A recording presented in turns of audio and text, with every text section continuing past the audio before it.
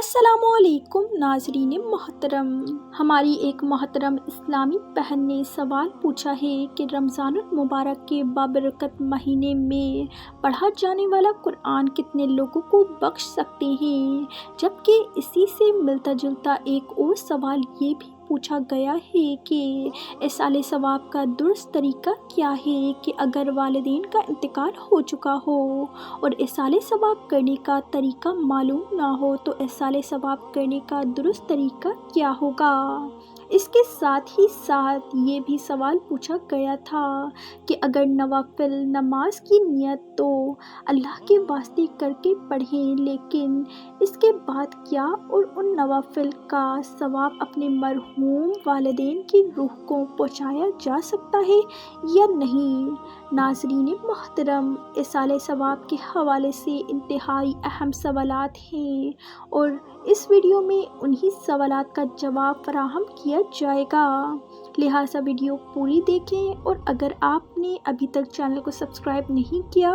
تو ابھی چینل کو سبسکرائب کر دیں، جزاک اللہ۔ ناظرین محترم، دیکھیں کہ سب سے پہلا سوال تو یہ ہے کہ رمضان المبارک میں پڑھا جانے والا قرآن پاک کتنے لوگوں کو بخش سکتے ہیں۔ جان لیجئے کہ رمضان المبارک میں جو قرآن پاک ختم کیا جاتا ہے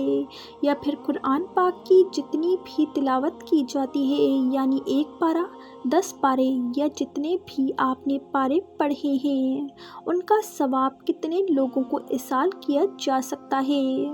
آپ نے مکمل قرآن پاک ختم کیا ہے یا پھر اس کے چند پارے تلاوت کیے ہیں تو جان لیجئے کہ رمضان کے علاوہ بھی اور رمضان المبارک کے مقدس مہینے میں بھی جتنا بھی قرآن پاک آپ نے پڑھا ہے، آپ چاہیں تو پوری امت مسلمہ کو اس کا ثواب پہنچا سکتے ہیں، اس میں کوئی حرج اور کوئی مسئلہ نہیں ہے۔ جبکہ اس حوالے سے بعض لوگوں کا یہ خیال ہوتا ہے کہ شاید ہم اس ایصال ثواب کو صرف چند مخصوص لوگوں تک ہی پہنچا سکتے ہیں، یعنی کہ یہ میں نے اپنے دادا کے لیے یا نانا کے لیے پڑھا ہے یا اپنے والد کے لیے پڑھا ہے وغیرہ وغیرہ۔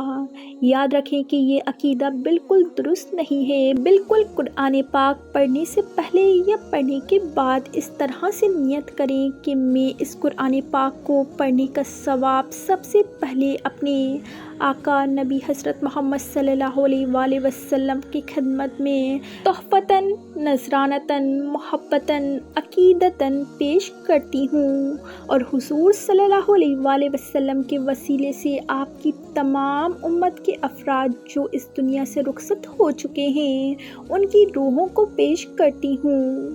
اے اللہ پاک قبول و منظور فرما، آمین یا رب العالمین۔ بالکل اسی طرح سے اگر آپ اپنے کسی خاص عزیز و اقارب کو اس کا ثواب پیش کرنا چاہتے ہیں تو یعنی کہ جتنے بھی لوگوں کو بخشنا چاہتے ہیں بخش سکتے ہیں۔ جان لیجئے کہ اس میں کوئی صداقت نہیں ہے کہ آپ صرف اپنے مخصوص لوگوں کو ہی اس کا ثواب ایصال کر سکتے ہیں جبکہ دوسروں کو نہیں کر سکتے۔ علماء کرام یہ فرماتے ہیں کہ آپ جتنے زیادہ لوگوں کو بھی ایصال کریں گے، قوی امید اور یقین ہے کہ اللہ رب العالمین ان سب کو برابر برابر ثواب مرحمت فرما دیں گے، جبکہ اس کے ساتھ ہی ساتھ آپ کو بھی ثواب ضرور ملے گا، اور ایسا ہرگز نہیں ہے کہ اگر آپ نے دوسروں کو ثواب بخش دیا تو آپ کو اس کا ثواب نہیں ملے گا یا آپ کے ثواب میں سے کوئی کمی آ جائے گی، تو ایسا بالکل بھی نہیں ہے، بلکہ آپ کو بھی پورا ثواب ملے گا، اور پوری امت کے وہ افراد جو اس دنیا سے رخصت ہو چکے ہیں، اللہ رب العزت اپنی شان ان کو بھی برابر ثواب عطا فرمائے گا۔ لہٰذا رمضان المبارک میں ہو یا پھر رمضان کے علاوہ دوسرے دنوں میں پڑھا ہوا قرآن ہو تو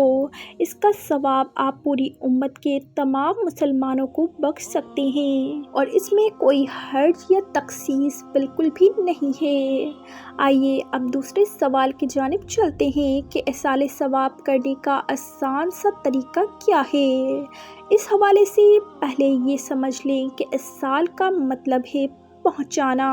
اور ثواب کا مطلب ہے اجر، یعنی کہ آپ نے جو بھی نیکی کا عمل کیا ہے، صدقہ و خیرات دیا ہے یا قرآن پاک پڑھا ہے، ذکر اذکار کیے ہیں، حج کیا ہے یا پھر نفل نماز پڑھی ہے، تو اس کا ثواب آپ کو تو مل گیا۔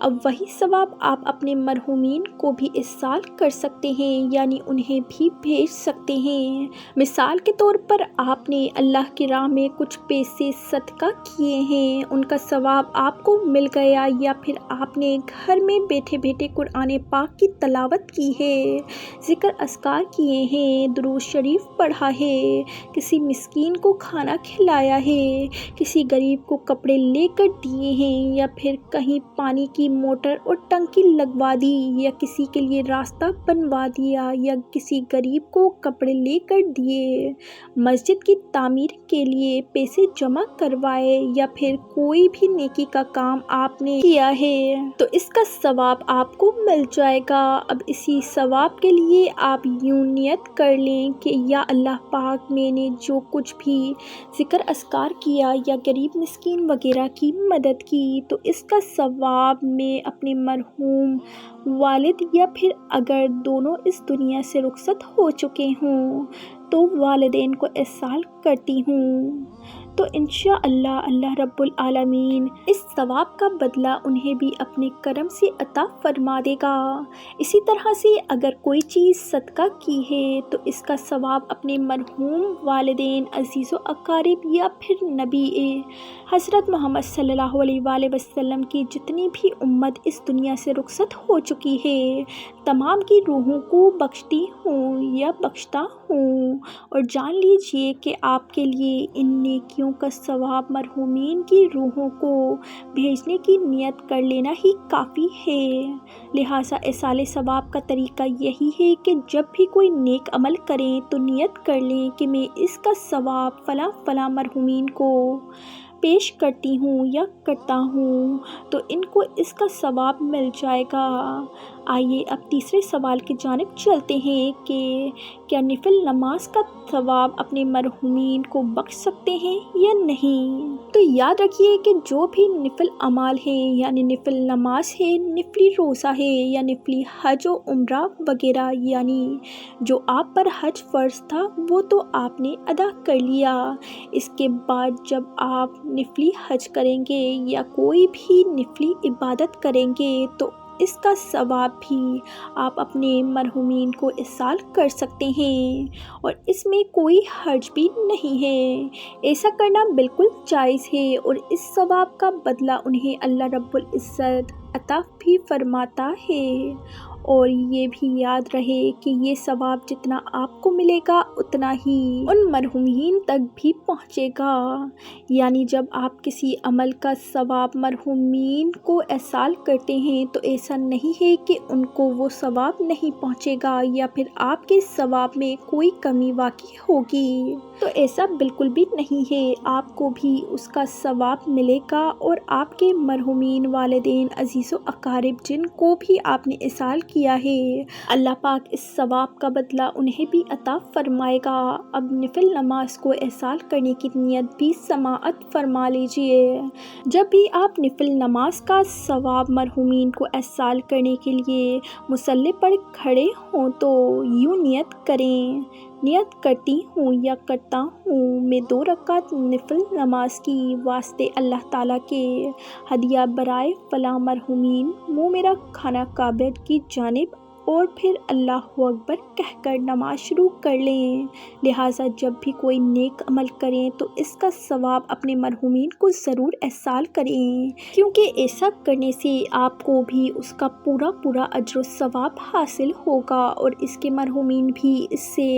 مستفید ہو سکیں گے، اور اللہ رب العزت انہیں بھی اپنی رحمت سے